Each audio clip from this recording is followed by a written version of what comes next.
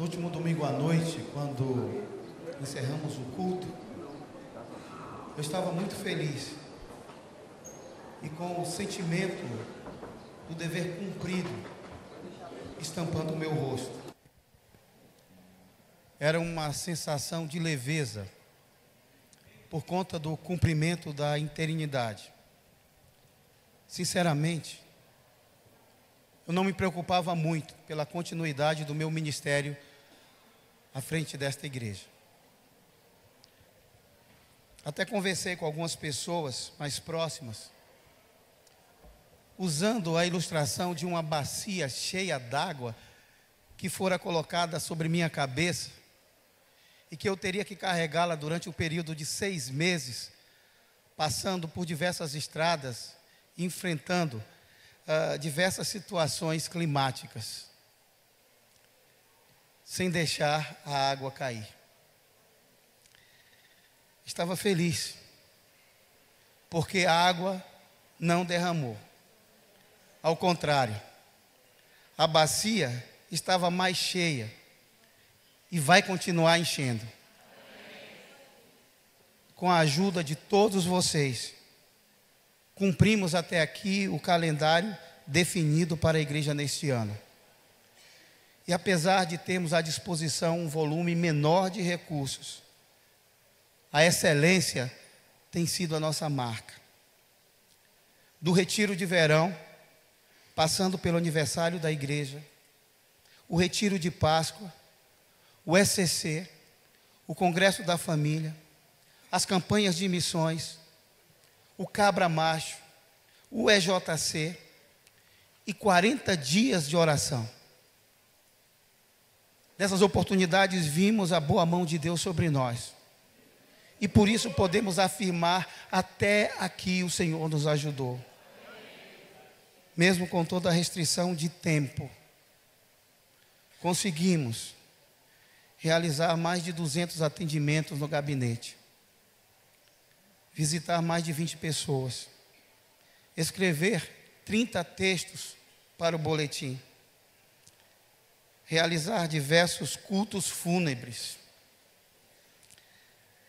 apresentar crianças, batizar aproximadamente 30 pessoas, preparar e aplicar estudos nos cultos de oração de quarta-feira que multiplicaram a assistência nesses cultos. Preparar mensagens diversas para os cultos dominicais, sem deixar de ministrar aulas no seminário teológico e na escola bíblica. Também pregar em eventos particulares e representar a igreja junto à sociedade. Isso tudo sem contar com as reuniões do Conselho Administrativo da Associação Batista de Cultura Cristã, de Beneficência e Cultura Cristã. Na área administrativa, iniciamos as recomendações do grupo de trabalho para a adequação das despesas, cujos resultados serão sentidos em médio prazo. Já estamos regularizando a situação com a Associação Batista Grapiunense, reformando a piscina do acampamento. E não faltaram recursos para investirmos nas atividades finalísticas, porque Deus é Deus. O resultado da última assembleia surpreendeu-me pelo quórum e pelos números que foram apurados. Embora o clima e o sentimento vivido nos 40 dias de oração apontassem unidade na decisão. Democraticamente, constituí e instalei a comissão de sucessão pastoral. Em nenhum momento interferi nos trabalhos. Não usei qualquer espaço eclesiástico ou amizade pessoal para colocar-me como candidato. E mesmo após ser indicado, jamais pedi voto algum e nem mesmo compareci à Assembleia. Resisti a convites para pastorear em outros lugares. Eu queria de verdade que a vontade de Deus se manifestasse através dos irmãos. Nesse tempo, ouvi, vi e soube de coisas que não combinam com nossos valores, mesmo após a assembleia. Mas deixarei que o Senhor da igreja trate dos seus. Amo de verdade cada um daqueles que votaram contra a proposta da comissão, porque os conheço. Alguns, inclusive, já se confessaram amigos e filhos do coração. Frequentam minha casa e gozam da minha amizade. Além disso, respeito a liberdade de consciência, porque ela é um princípio batista. Creio que pode haver unidade na diversidade. Por isso, rogo que caminhemos todos juntos, porque juntos somos mais fortes. Em todo esse processo, aprendemos que quando oramos, Deus responde e que esta igreja é dele. Nossos desafios são enormes, pois somos uma igreja de vanguarda e somos observados de perto pelas demais igrejas e pela sociedade. Faremos as mudanças que devemos, porque precisamos avançar. Finalmente, em nome de Jesus, convido-vos a construir juntos a igreja que queremos ser. Deus nos abençoe neste novo tempo.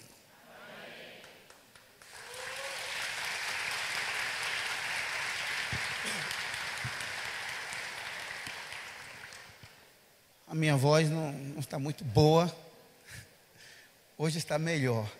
Já estive bem pior. Graças a Deus, Deus me devolveu a voz a tempo. Nós vamos agora.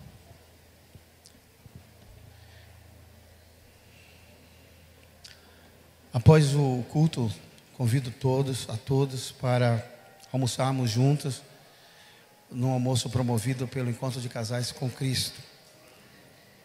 O pastor Zica, no dia de hoje, ele está pregando na Igreja Batista Lindinópolis, num evento da juventude.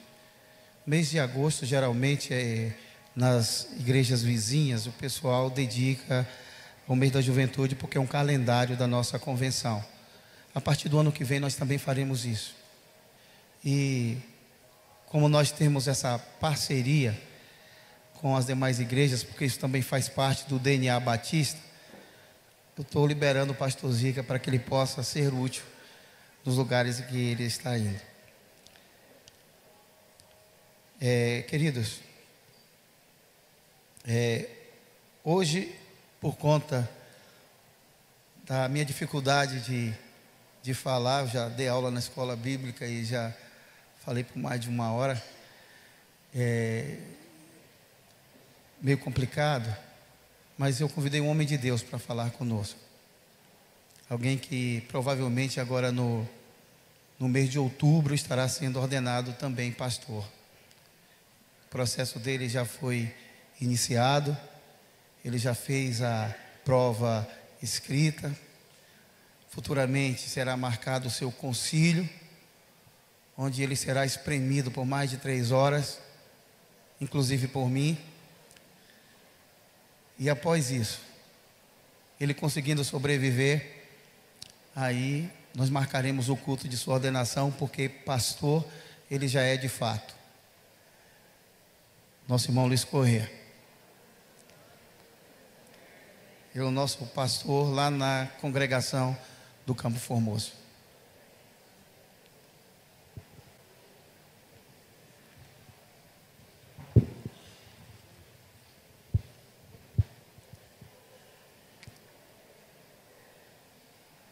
Irmãos, graça e paz a todos. E vou lhes dizer, estou com medo de Geraldo. Mas não só dele, de uma outra turma que está além dele, que vai realmente me estraçalhar. Mas pela graça de Deus e pelo apoio da minha esposa, não posso esquecer disso, penso que Deus me dará a oportunidade de alcançar a vitória. Abra sua Bíblia, por gentileza, assentados como vocês estão.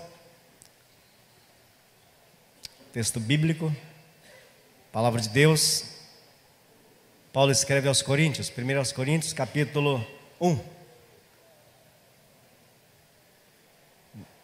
A congregação, que é desta igreja, que também é esta igreja, está muito feliz pelo apoio, pelas orações, de orar, de que os irmãos oram por eles. Então, irmã Val, por gentileza, coloque lá, ore pelas congregações, porque, gente, é um desafio muito grande. Sei que os irmãos oram, mas orem mais. Quando nós oramos mais, nós podemos mais. Versículos 2 e 3. 1 Coríntios, capítulo 1, versículos 2 e 3. Diz o texto: a igreja de Deus em Corinto, aos santificados em Cristo Jesus, chamados para serem santos, com todos os que em todo lugar invocam o nome do Senhor Jesus Cristo, Senhor deles e nosso. A graça e paz sejam convosco, da parte de Deus nosso Pai e do Senhor Jesus Cristo. Amém. Vamos orar? Pai, obrigado pelo que já falastes aos nossos corações nesta manhã. Continua a falar através do teu servo. Faz-me instrumento para o teu louvor, para a tua glória. Em nome de Cristo, amém. Irmãos, a Bíblia, Palavra de Deus, livro esse muito antigo, muito velho, que conta histórias, que relata informações há mais de 2000 anos atrás, muito tempo. É um livro de fato muito velho. Isso é verdade.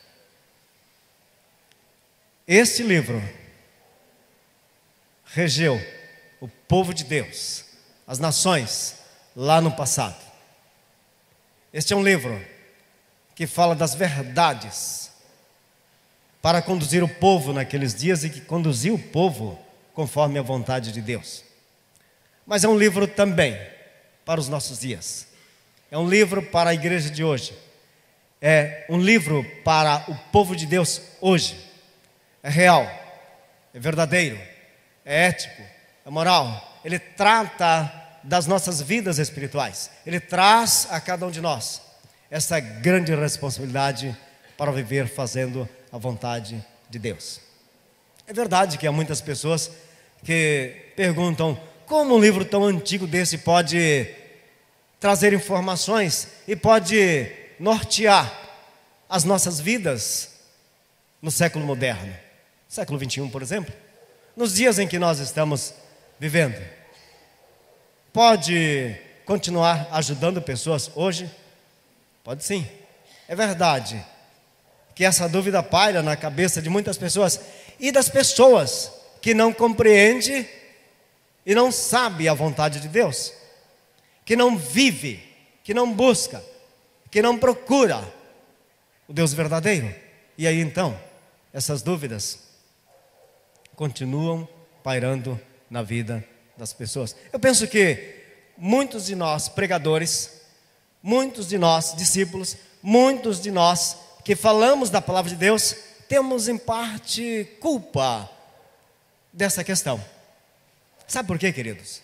Porque muitas vezes a Bíblia, ela é falada, instruída como histórias lindas, como histórias maravilhosas, como um livro que traz uma vida próspera, como um livro que traz riqueza, que traz benefício, que traz muitas coisas boas. Porque em alguns momentos os pregadores falam nesse ponto. Mas vamos compreender que a Bíblia é uma carta de amor que Deus escreveu e revelou ao homem. A Bíblia é uma carta que, por ser escrita pelo próprio Deus, revela e mostra a felicidade daqueles que querem viver buscando a presença de Deus e na face da terra. Então, você precisa tomar o texto bíblico, a palavra de Deus, examinar as verdades que estão dentro delas. Aliás, quando eu falo lá na congregação a respeito de como estudar a Bíblia, eu digo assim: pessoal, irmãos, entre dentro da Bíblia, cavem o texto, vá lá dentro, vá no fundo, e aí você vai ver as verdades que nelas está contido. E é verdade. Quantas vezes nós não tiramos lições? Precisamos tirar lições desta palavra de Deus e trazê-las para as nossas vidas práticas no dia de hoje. Porque a cultura mudou, a comida mudou, as roupas mudaram, o jeito mudou, a tecnologia mudou. Hoje nós vivemos numa outra perspectiva. Os nossos pensamentos talvez mudaram em algum sentido. Como assim nós estamos nos reportando ao livro que é a palavra de Deus, mas saiba de uma coisa: o homem é o mesmo, o coração do homem é o mesmo, os sentimentos, as necessidades, as vontades do homem são as mesmas. A cultura de fato mudou, mas o desejo do homem, o egoísmo, a imoralidade, a corrupção, a maldade continua no coração do homem. Os seres humanos, os homens daqueles dias do tempo bíblico, eles passavam por situações difíceis.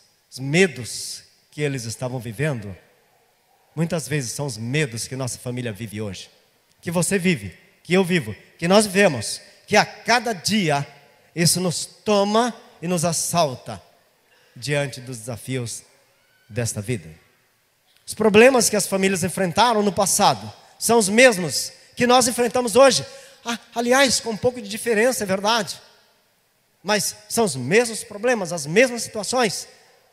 Porém, as Escrituras, a palavra de Deus, é imutável, não muda, não muda nunca. Sabe por quê, queridos? Porque Deus a escreveu, porque Deus não muda, Deus é imutável, Deus é, ponto. Essas palavras servem para mim e para você hoje.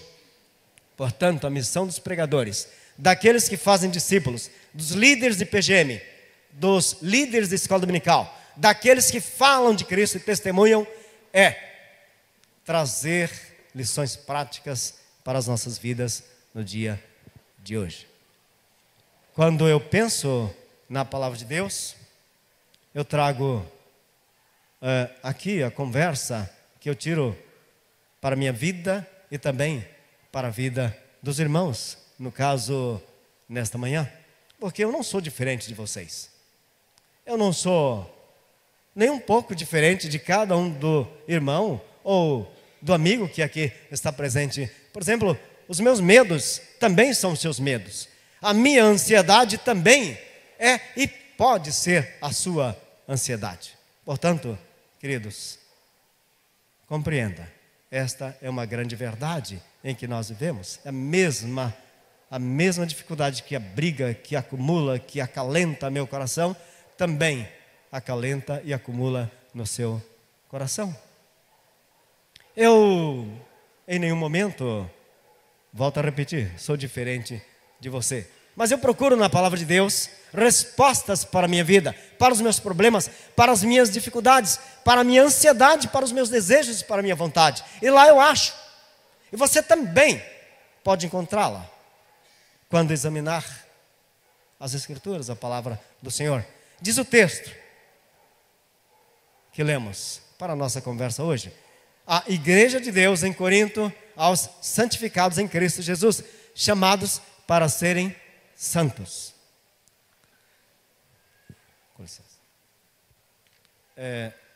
O bom é que aqui nós não temos corte, né?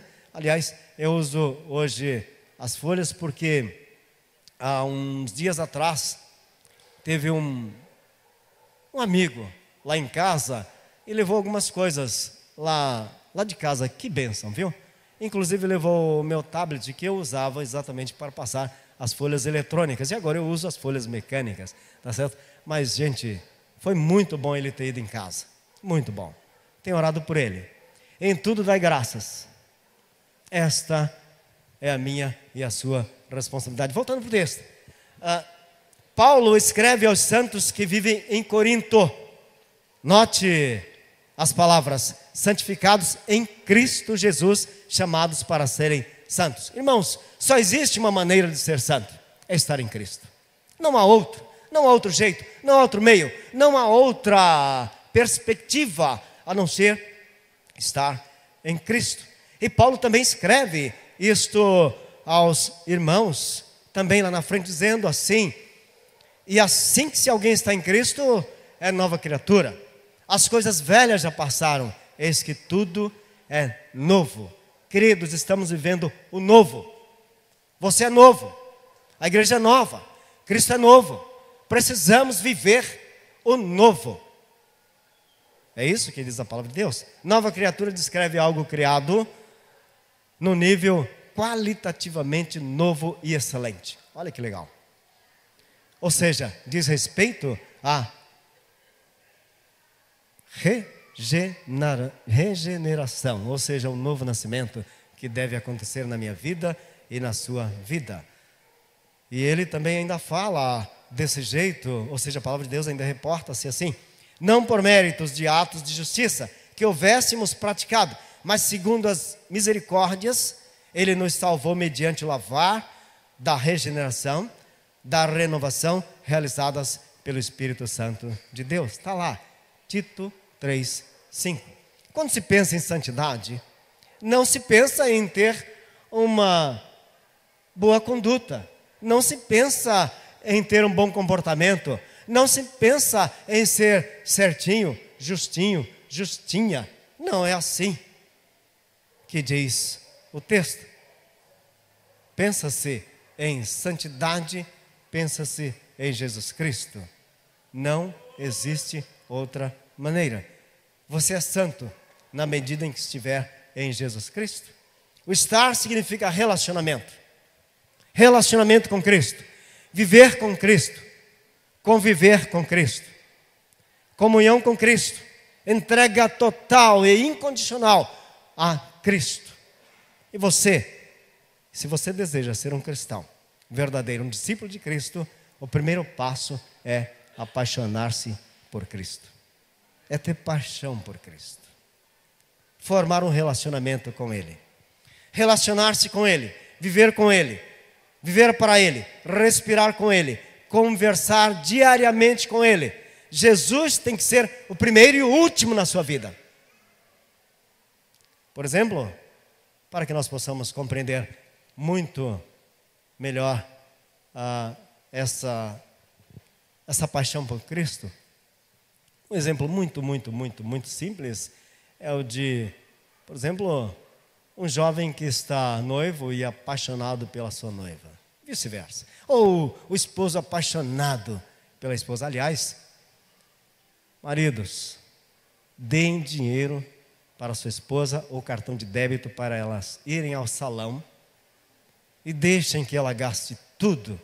Depois, quando ela chegar em casa, apaixone-se mais por ela. Fiz isso ontem com a minha esposa. Deixei ela lá no salão e disse para ela: fique tranquila, fique aí o tempo que precisar, me chame quando precisar. Foi verdade. Quase 1h da tarde ela me chamou. Dei dinheiro e disse: se faltar eu completo. Mas vamos voltar para cá.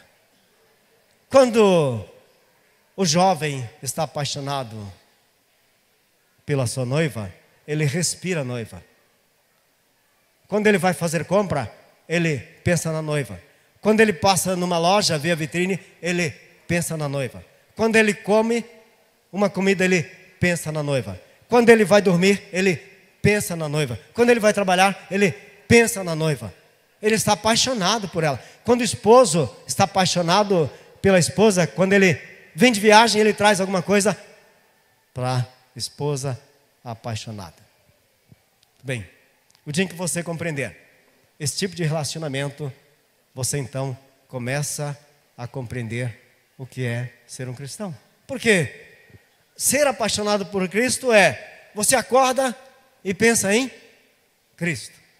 Você levanta e pensa em Cristo. Você vai trabalhar e pensa em Cristo. Você almoça e pensa em Cristo. Você vai para qualquer atividade, você pensa em Cristo. Você viaja, pensa em Cristo. Você vai dormir, pensa em Cristo. Você conversa com Cristo sempre. Esta é a vida. Se você começar a compreender isso, você começa a ser um cristão, uma cristã. Se você ainda não chegou nesse ponto, sabe o que você é? Apenas um membro da igreja. Apenas um membro da igreja. Só isso. Nada mais. Membro de igreja. Porque você não tem paixão por Cristo. Você não respira Cristo. Você não convive no relacionamento com Cristo. Mas se você vive assim, o medo não lhe destrói. Você passa a viver conforme a vontade de Cristo. O seu viver não é mais aquele que você tem medo das pessoas, quando você faz alguma coisa que fica assim, acuada, e alguém vai me ver. Mas quando você está com Cristo e em Cristo, estas coisas desaparecem. Meus irmãos, do ponto de vista bíblico, ser santo não é aquele que não peca. Porque na linguagem grega, o termo santo quer dizer separado. Muito fácil. Quer ver um exemplo simples? Por exemplo, aqui nós temos uma multidão. Aí, o que Deus fez? Deus pegou alguém, a mim, a você, e tornou-nos santo. Ele tirou e colocou aqui, separou. E nesta separação, neste ínterim de processo de separação, ele está tornando aquela pessoa, aquele objeto, aquele instrumento santo. Esse é o termo, esse é o significado da palavra em si. Quando Paulo diz que escreve aos santos, ele está dizendo, estou escrevendo para aqueles que um dia foram separados lá de fora do mundo para o reino de Deus, para tornarem-se pessoas santas e viver para a glória de Deus. Deus nos dá a oportunidade de viver a cada dia. Isso é verdade. Por exemplo, Deus lhe deu a oportunidade de viver no dia de hoje. E é possível que você, ao acordar, deve ter escrito ou relatado ou até pensado no que vai fazer no dia de hoje. Verdade, você colocou os planos, a estratégia, o meio, a maneira com que você vai de fato conviver neste dia. Mas você sabe qual é o plano de Deus para a sua vida? Eu não estou falando aqui de profissão. Estou falando aqui de ser um médico, um advogado, alguém nesses temas. Não, isso não é o que diz o texto. Os planos de Deus para a sua vida é outro, dos quais talvez você ainda não tenha percebido. Saber que há um Deus glorioso nas nossas vidas é muito importante. Deus quer que você entenda, que você compreenda os planos que Ele escreve para a sua vida. Nós vivemos em uma situação muito complicada. É verdade. Vivemos acuados. Vivemos em situação de drama. Vivemos numa insegurança. Vivemos em momentos que somos assaltados todos os dias. Mas saiba, queridos, situações como essas têm solução. E a solução está em Cristo Jesus. Algumas situações estão dando erradas na sua vida. É possível que você esteja caminhando para frente e dando 2 passos para trás. Algumas coisas não estão dando certas na sua vida. Você não sabe o caminho que você vai enfrentar para aqui à frente. Mas saiba de uma coisa, tudo isso é passageiro. Tudo o que acontece na sua vida são acidentes de percursos. e eles amanhã não existirão. Amanhã eles não existirão. Mas quando você está andando para o alvo, que é Jesus Cristo, você sabe que lá na frente existe um plano que Deus traçou para a sua vida, esperando por você do outro lado. Isso é verdade, porque Jesus trabalha nos dando essa segurança. E Ele vai dizer nos seguintes termos: o ladrão vem somente para roubar, matar e destruir. Eu vim para que tenham vida e a tenham com plenitude. Está lá, João 10:10. Vida plena, vida em abundância, vida com sentido, vida com Cristo na vida de Cristo. Essa é a proposta. Essa é uma vida santa que eu e você precisamos ter e viver. Você foi separado para viver desse jeito. Você é especial para Deus. Seu corpo é especial, sua vida é especial. Você está vivendo uma vida santa que realmente agrada ao Senhor quando você está nele. Portanto, queridos, você não tem direito de gastar o seu tempo, a sua vida com as futilidades deste mundo na presença de Deus. Mas gaste a sua vida, gaste o seu tempo para ter uma vida santa que agrada ao Senhor. Voltando ao texto, versículo 3: graça e paz sejam convosco. Está lá, versículo 3 do capítulo 1. Esse mesmo autor escreve aos crentes em Roma, diz assim: justificados, pois, mediante a fé, temos paz com Deus, por meio de nosso Senhor Jesus Cristo. Está lá, Romanos 5:1. Justificados, pois, mediante a fé, temos paz. Agora Paulo escreve aos crentes em Roma e diz que o desejo de Paulo para eles era que eles vivessem e tivessem a paz. Porque quando você se tornou um seguidor de Cristo, discípulo de Cristo, um cristão, a primeira coisa que Jesus te dá é a paz. Paz no coração, paz na mente, paz no espírito, paz no seu corpo e na sua vida. E você passa a viver sem medo. Porque quando uma pessoa cai no pecado, acalenta o pecado, alimenta o pecado na sua vida, o primeiro sentido que acontece é o negativo. O inimigo coloca dentro de você medo, que é contrário à paz. É como se o inimigo colocasse o medo dentro de você e dissesse assim: bom, com esse daí, com essa daí, eu não me preocupo mais, porque o medo vai destruí-lo, o medo vai destruí-la. E de fato, isso pode ser verdadeiro, porque Satanás não para nunca, ele não dorme, ele está sempre do seu lado para tentar destruir. Medo paralisa, o medo desintegra, o medo deixa você para trás, você não avança, você fica preso, você fica amarrado, amarrada, e não consegue resultados na sua vida, porque a vida se torna um verdadeiro aprendizado. E muitas vezes o medo nos deixa acuados para não aprender. Aprender é viver. O dia que você para de aprender, morreu. E é uma coisa boa que Deus nos dá, é a vida para aprender. Eu e você aprendemos todos os dias. Você sabe o que é aprender?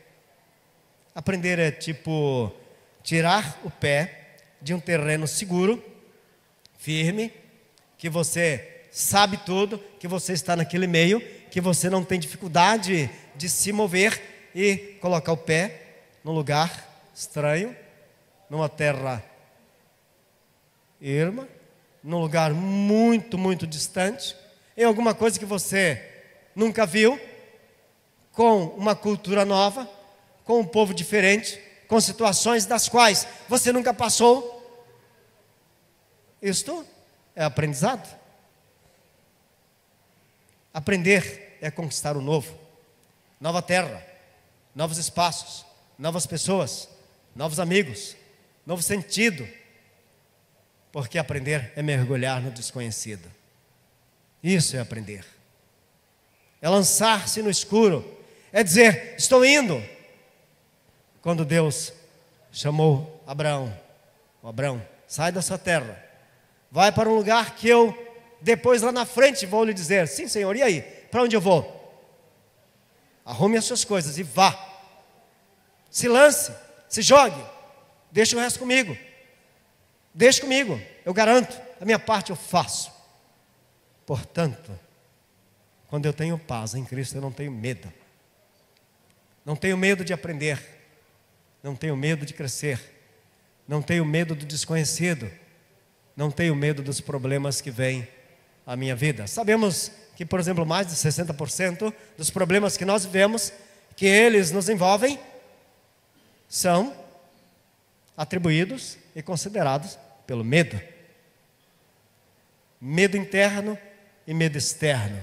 Aqueles medos que estão dentro de nós e aqueles medos que nós somos envolvidos lá fora. Uma pessoa com medo se torna uma pessoa infeliz. Uma pessoa com medo, um casal com medo, tem um casamento infeliz. Um relacionamento com medo se torna um relacionamento infeliz. Infeliz nos negócios, nos estudos, no trabalho, nas atividades, por causa do medo.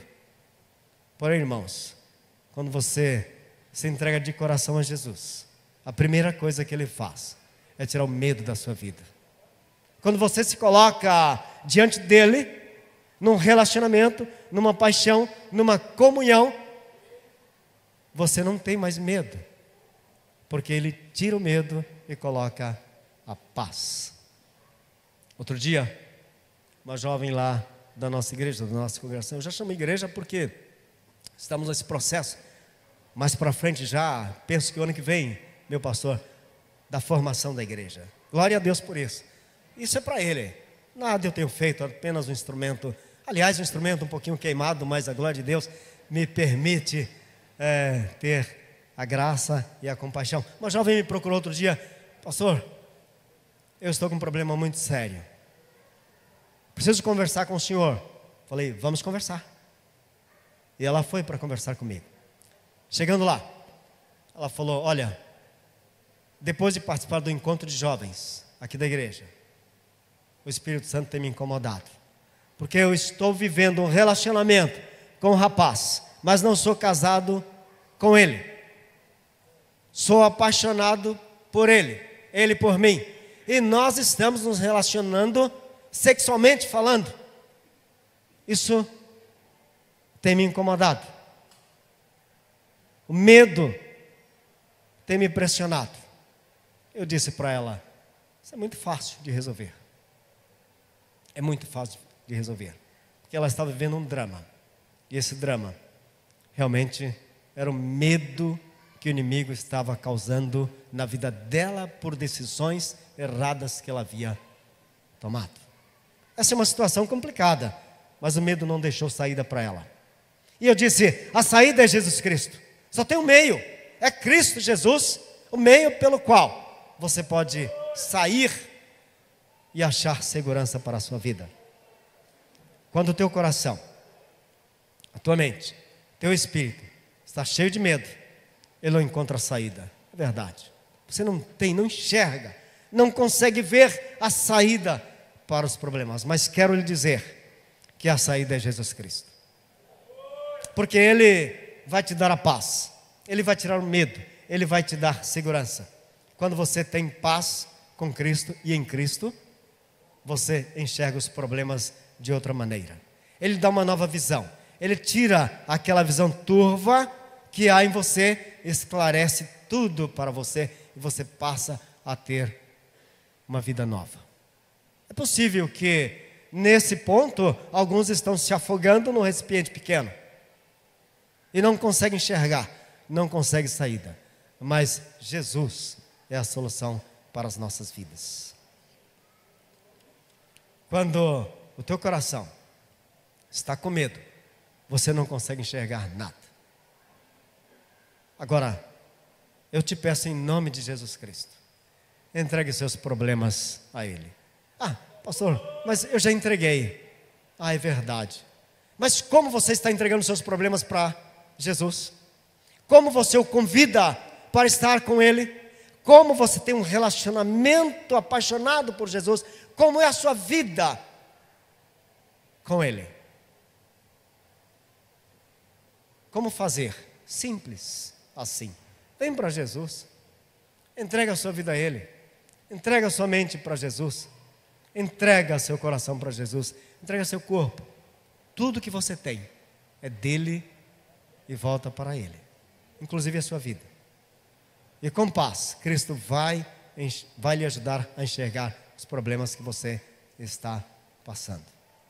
Por isso, o escritor sagrado vai dizer primeiro que deseja a paz no coração das pessoas. Depois, a graça.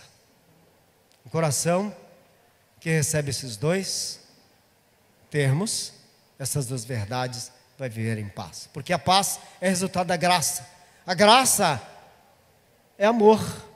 E a graça tem como autor Cristo Jesus. Graça é perdão. Graça é justificação. Graça também é amor. E graça é vida nova em Cristo Jesus. E um coração com culpa, com mágoa, com rancor, com tristezas, com desavenças, com injúrias, contra o irmão, com divisões em nosso meio, não pode haver paz. Não pode haver e não pode ter felicidade. Porque essas coisas, essas atitudes, somam ao medo e perturba a paz que quer estar em nossos corações. Infelizmente, todos nós carregamos um coração culpado, uma alma, um espírito, um corpo doente, por causa do rancor, do olhar torto para o outro, da inveja, dos ciúmes, da maledicência, de falar mal do outro. Por que eu tenho que falar mal do meu irmão e depois venho cantar somos um em Cristo? Depois eu venho dizer que todos nós somos um em Cristo Jesus. Quando ao sair daqui eu digo que pastor lá, viu aquele outro, viu aquela irmã, viu? É assim que muitos estão convivendo com esta doença dos nossos dias. Coração em paz, coração com medo, coração que não está sendo envolvido na graça, não tem como ser feliz. Você pode até enfrentar qualquer situação, qualquer problema, você pode alcançar nesta vida muitos bons resultados. Você pode alcançar a fama, o dinheiro, o poder, o relacionamento social. Mas se não tiver em Cristo, você não terá paz. E nunca será um vitorioso, nunca será uma vitoriosa. Sempre vai ser derrotado, derrotada, e vai se esconder atrás do orgulho, da vaidade, da prepotência, ou seja, do autoritarismo. E tudo isso pode acabar você com a sua vida e pode destruir a sua vida, porque você não buscou um coração em paz. Quero concluir. Agora, como está a sua vida? Você é santo? Você é santa? Você tem paz? Você está em Cristo? São perguntas que você precisa resolver diante de Deus. Você não precisa responder aqui, mas você precisa responder a Deus, para Deus, porque Ele pergunta: como está a sua vida? Você é santo a ponto de negar o mundo e colocar a minha vida em primeiro lugar na sua vida? Porque Jesus Cristo quer te dar a paz, quer te dar uma vida plena. Mas saiba que Ele precisa que você tome uma decisão. Ele não vai tirar os problemas da sua vida, mas Ele vai dizer assim: vem comigo, que eu te ajudo. Vem comigo, que eu vou atravessar com você esse vale. Vem comigo, me dê a mão, estejas comigo, não se aparte de mim. Procure um relacionamento comigo. Procure ter comunhão comigo. Não dê vazão às coisas de Deus na sua vida, mas procure viver comigo. E Jesus disse isso, sabe por quê, queridos? Porque Ele passou pelas mesmas dificuldades que eu e você estamos passando.